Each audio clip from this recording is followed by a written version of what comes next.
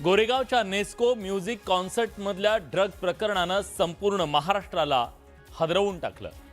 Drugs ओव्हरडोसमुळे 2 जणांचा मृत्यू झाल्यानंतर या प्रकरणात आता नव्यानं काही खुलासे होत आहेत, जे एका मोठ्या षडयंत्राकडे बोट दाखवत आहेत। पुरावे नष्ट करण्याचे कारनामे पोलिसांच्या नजरेतून सुटू शकले नाहीयेत, त्यामुळे आता या प्रकरणातल्या बड्या धेंडांची काही खैर नाहीये।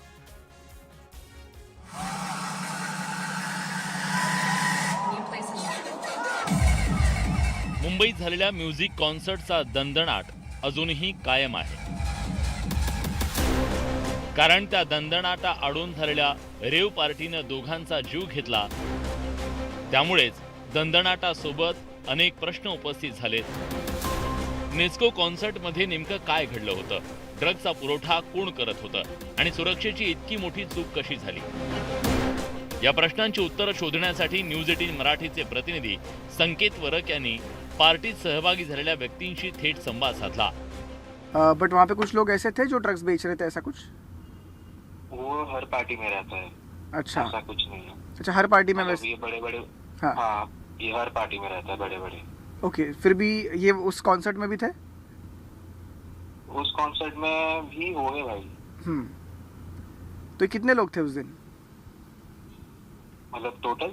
मतलब एक जनरल कितने लोग थे, मतलब उस दिन कॉन्सर्ट में भी ये बेचने वाले? 2 थे, 3 थे, 4 थे? 4,000। नहीं, मैंने वो नहीं पूछ रहा हूँ। मैं पूछ रहा हूँ कि ये जो ड्रग्स बेचने वाले जो आप कह रहे हो कि वो हर पार्टीज में होते हैं, वो उस दिन वो कॉन्सर्ट में कितने थे? फिर भी 1 था, 2 था? ये बोलना बहुत ही डिफिकल्ट है, क्योंकि कोई नहीं जानता कौन दे रहा है।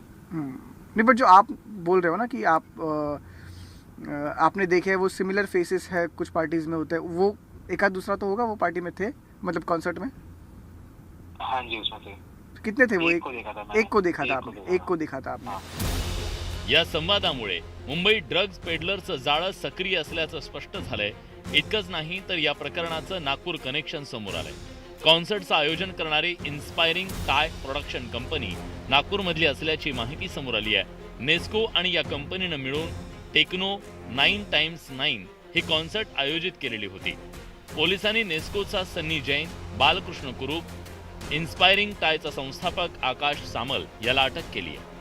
नेस्को मधील कॉन्सर्टचं आता नागपूर कनेक्शन समोर आलेलं आहे। खरं तर नेस्को इव्हेंट्स आणि इन्स्पायरिंग टाय या 2 कंपन्यांनी मिळून या कॉन्सर्टचं आयोजन केलं होतं।